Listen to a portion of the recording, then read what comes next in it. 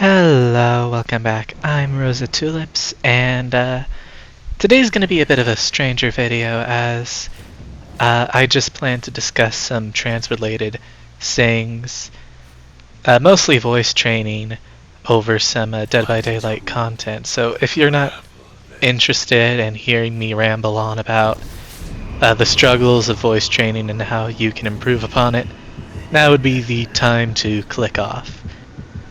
But if you are interested, leave a like, subscribe, all that fun stuff. Follow me on Twitch at Rosa Tulips. With that, I'm gonna just kind of hop right in. So there's already plenty of content creators and such on YouTube who go over like the specifics of voice training and have voice training guides themselves, and I'm not going to do that myself. I'm just going to go over my experience with voice training and how I got my voice to a part where I can actually bear to hear it. And a big part about it is to just record your voice and listen to yourself again and again to improve upon it. Now I know a lot of people are scared to do that because everyone kind of hates the sound of their own voice, especially if you're hearing it from a recording. However, it is important to do so. In fact, it's the main reason why I made my Twitch and this channel in general, was so I have like an archive of my voice and my progression in how I make it better and better. And hopefully one day my voice eventually gets to a part where I can actually sound feminine. And a big part of sounding feminine is a big misconception about it is that a lot of people think you need a what the fuck am I even saying? Is that you need to go at a higher pitch to sound feminine, which isn't the case. You need to speak softer, not higher. It's not correlated to your pitch at all. And if you try to do it with your pitch, you're just going to end up straining your voice and making it hurt a lot. Which is another thing. If you're straining your voice while doing voice training, take a break, drink some water, do some throat exercises, because straining your voice when you're trying to make it sound more feminine isn't going to fucking help you. And it's just gonna hurt you in the long run. But as I was saying before that little tangent, I record my voice in these videos and I do these live streams on Twitch for the sole purpose of having an archive of recordings of my own voice so I can improve upon it. And that's very important. Now obviously you don't need to make YouTube videos or stream to record your voice. All you need is your phone to record a video of your own voice just speaking, to go ahead and improve yourself upon it. And that's kind of the main thing. And another big thing about voice training is that you need to continually speak for long periods of time so that you don't make it would make be the right word, so that you don't use a voice that strains your throat over long periods of time. Because if you do, you won't be able to, properly use it in long conversations.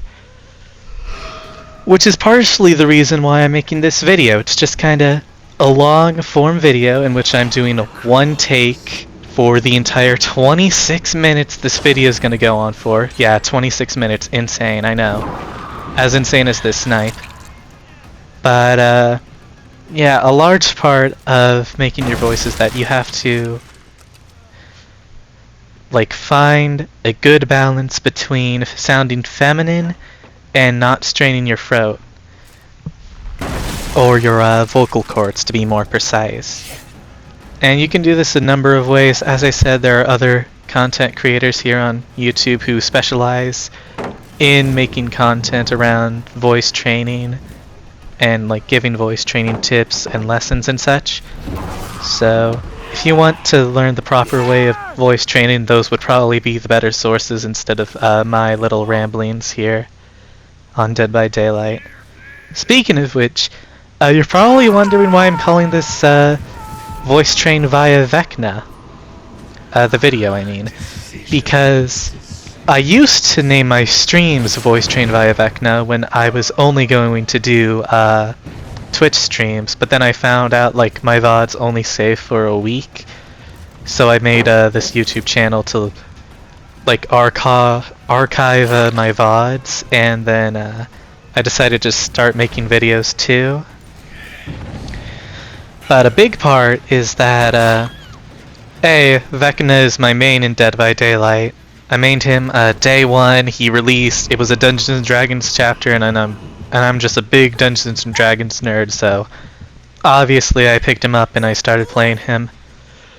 Spent like $10 getting his chapter in full.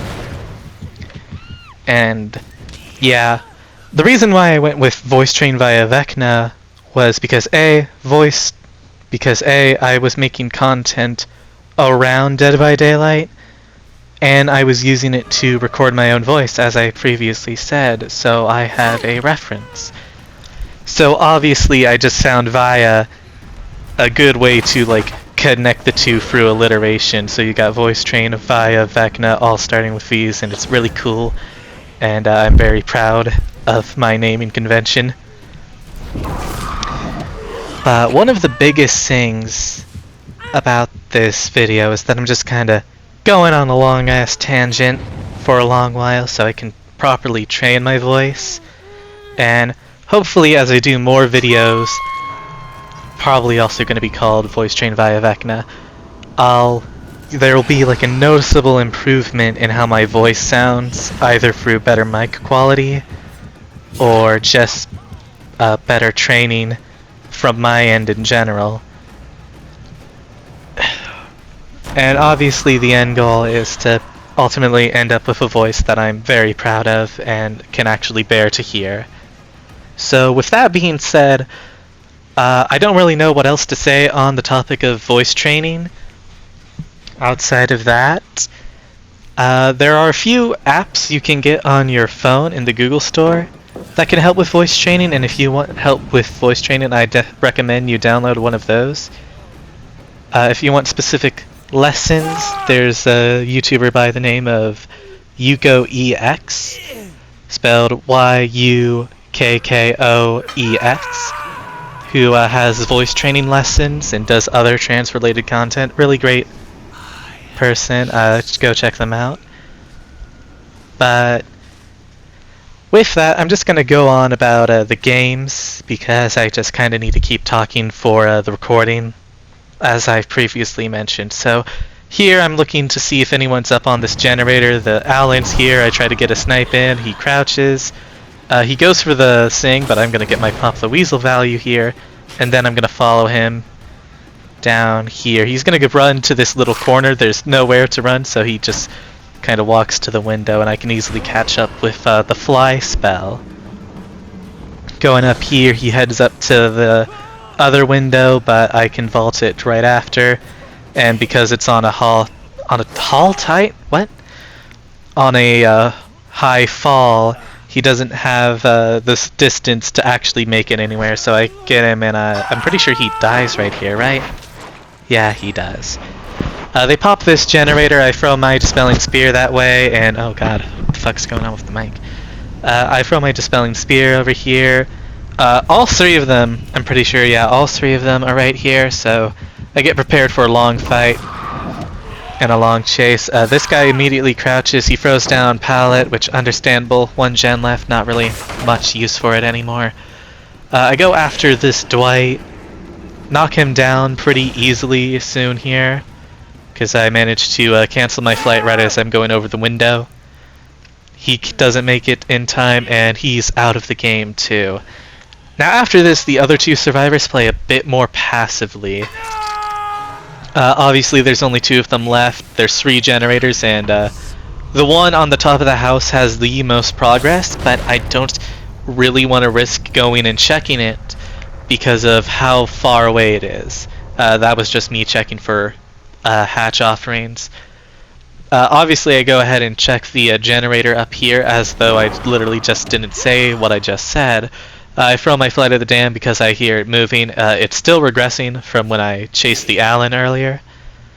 So I go down and I start patrolling the other two generators, because this generator up here is so much farther away.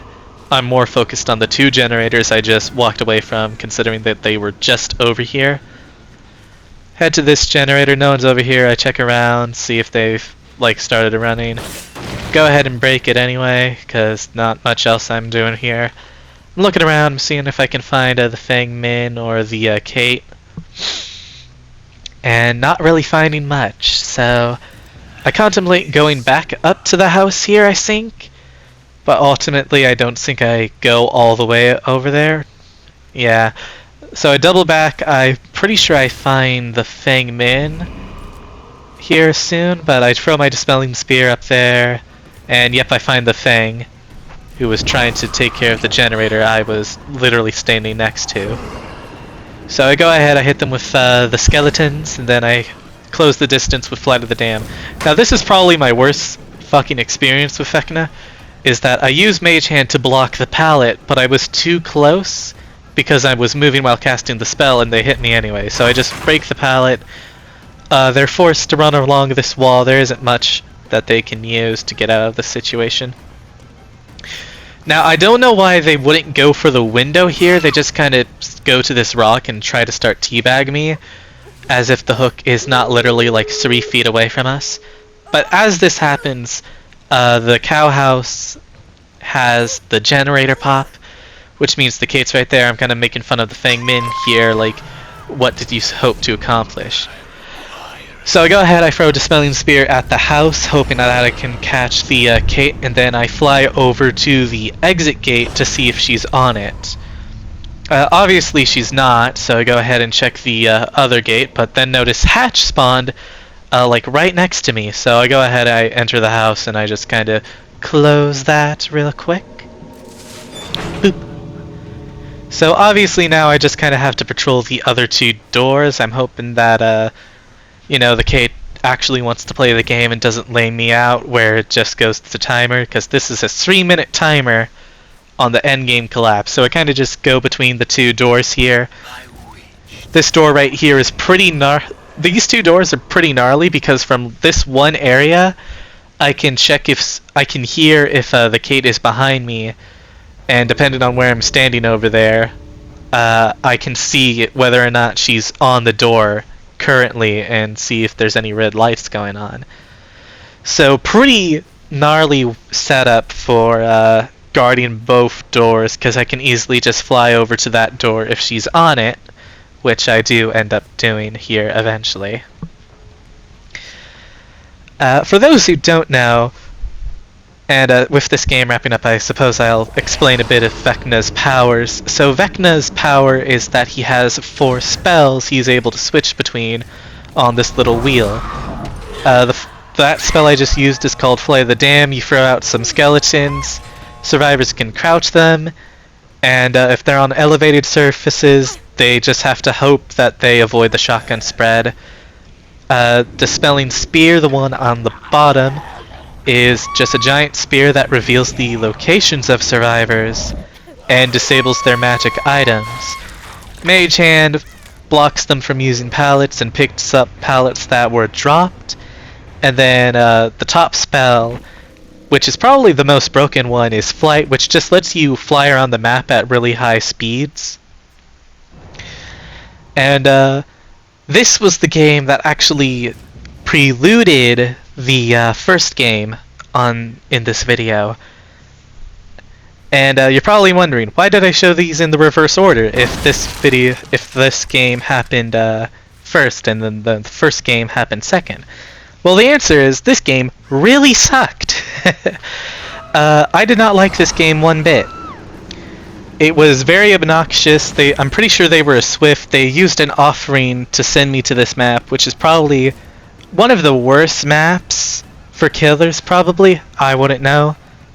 I don't have that many hours in this game. I don't even have like 1,000. I'm pretty sure I'm at like 559, maybe.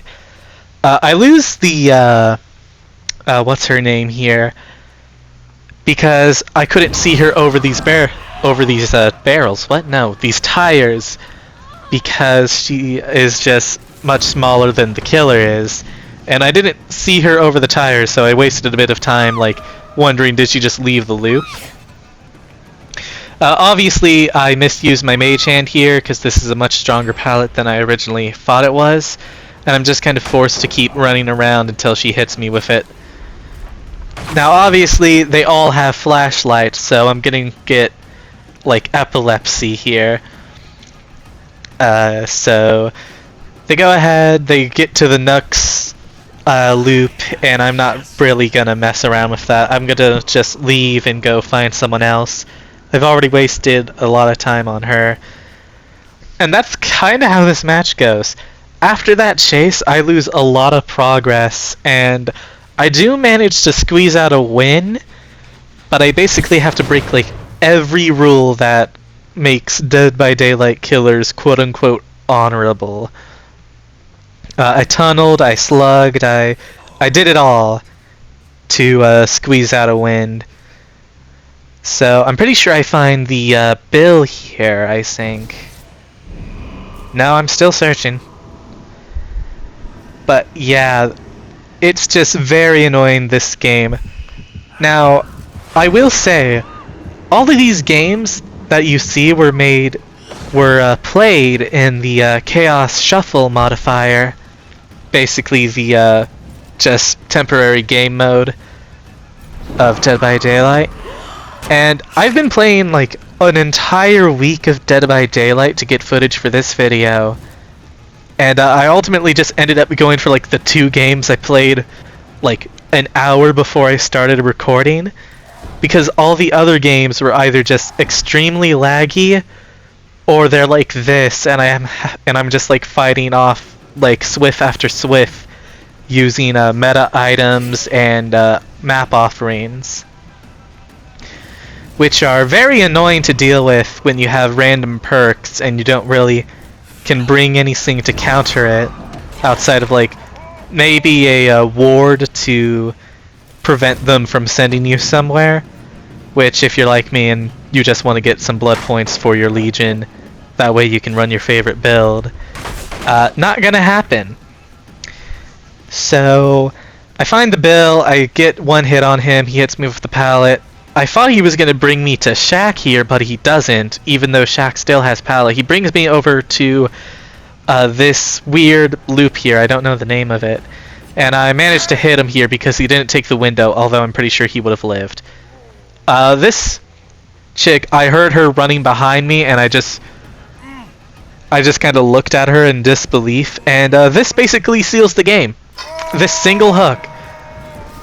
Now, obviously, I don't win the game immediately off of it, but you're going to see why I point that out as the reason why I win this game.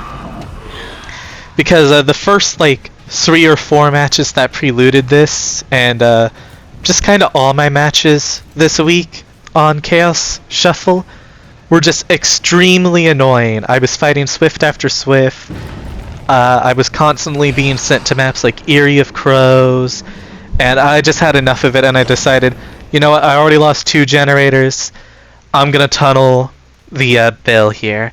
And that's what I do. I tunnel out the bill. I go for him immediately off hook. And I'm pretty sure I down him here pretty quickly. I think he drops a pallet here. No. So he runs into this room. He manages to get like another run around the entire building. I miss right there by like a centimeter. I thought he was a bit closer. I didn't notice this when I was in this match, but the bill had life. I thought he was going to drop the pallet here, and he does. I go ahead and mage hand him, and I get a free hit because I do. Now obviously I noticed this girl. I heard her running around, and obviously she's right here. I obviously miss her because I have to, you know, I'm a paid actor. I miss her again. I'm just trying to scare her off the pallet with the bills under. Okay, I managed to scare her away. I go ahead and I head to the bill again. I look her dead in the eyes. I know that she's not gonna make it. I tell her no. She manages to barely not get the flashlight blind on me. I didn't even notice that the what's-her-name was behind me either. And I managed to get Bill on second hook here. Now obviously they blind me while I'm hooking, which does a lot for them, like give them like 500 blood points. Obviously I know they're still here because they just flashlight blinded me. So I throw out Dispelling Spear. I go ahead, I hit her. I missed twice actually, is what I meant to say. Now, I thought she was going to run through the pallet. She didn't, but I get the hit anyway, so mage hand value regardless.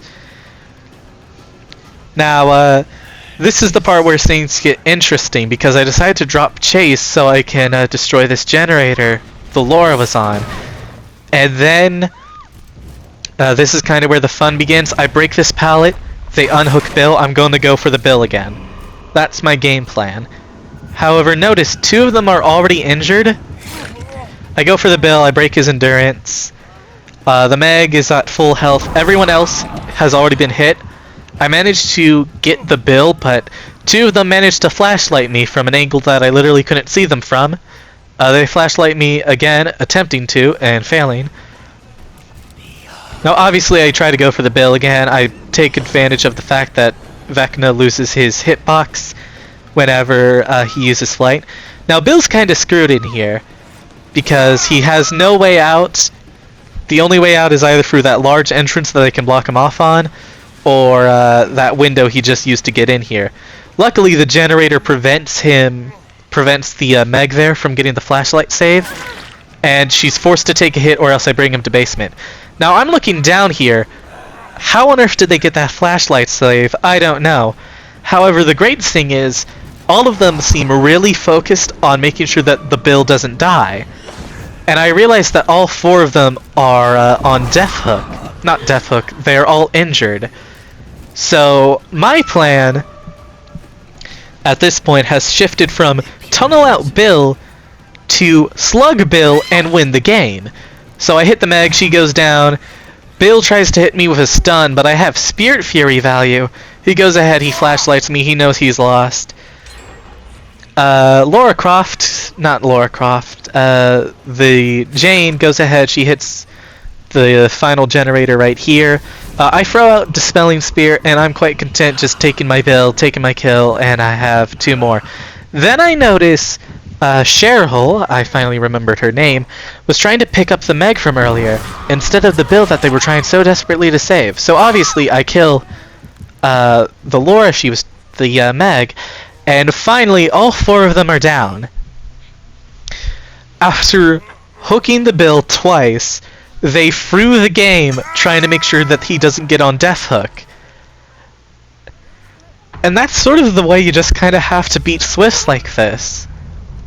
They're so focused on being altruistic and making sure everyone gets out that they sometimes forget that they need to heal in order to take protection hits. Now I throw out my Dispelling Spear here just to make sure that I can find the person I slugged earlier, the Jane. I pick up the Cheryl here. And the hooks on this map are extremely far away from each other for some reason. Like, those were the only two hooks on that corner of the map. The next closest hook is right here, and I have to hook the Cheryl here or else she wiggles out. And the closest hook from Jonah here... From Jonah? What? No, Jane. The closest hook for this Jane is down in basement, which is very far away because the other hooks have yet to respawn, and I'm a bit confused trying to find like which hook's the closest one. Go ahead and I try to get her down to basement. And you think I win the game here, right? Wrong. She escapes literally right before I manage to get the hook prompt. So obviously I have to go chase her again. And I thought she was going to try and go for the unhook here, because, you know, that would be the smart play to do. You know, unhook your ally, you take the fall, your enemy goes ahead, your enemy. What? No, your ally goes ahead and goes unhook the other person. That's not what this Jane did. No, no, no, no, no. She goes ahead and she runs off. Now, obviously, I go for the hook over here. And you would think I win the game here because, you know, this hook is extremely close, right? No, I go for the... No, I get bumped into some garbage and I try to drop her so I can get the Mori.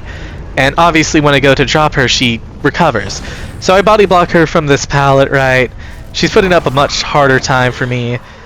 She doesn't crouch that, but I hit her anyway. And yeah, that's it. That is the match. I pick her up, I bring her out to an open area to see the Mori. And yeah, I Mori her. Which, Vecna's Mori, probably one of the best in the game. That being said, if you enjoyed my mediocre commentary over mediocre gameplay, or a terrible batshit gameplay depending on how you want to see it, like, subscribe, follow me on Twitch. I plan to hopefully stream some more Dead by Daylight tomorrow. With that, have a good day, y'all, and stay safe.